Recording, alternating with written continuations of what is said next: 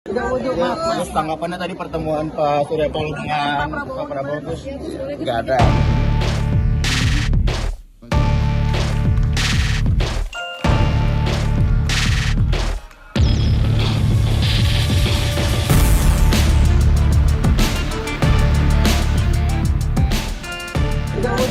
Terus tanggapannya tadi pertemuan Pak Surya Paloh dengan Pak Prabowo terus nggak ada tanggapan. Kan tadi Pak Prabowo bilang sudah menawari.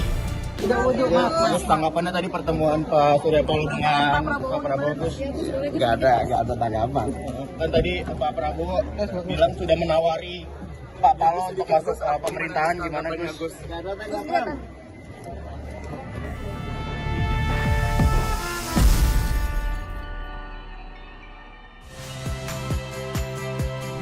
Saya Aldin Fridianto. Saksikan terus program-program Kompas TV melalui siaran digital, pay TV, dan media streaming lain. Kompas TV, independen, terpercaya.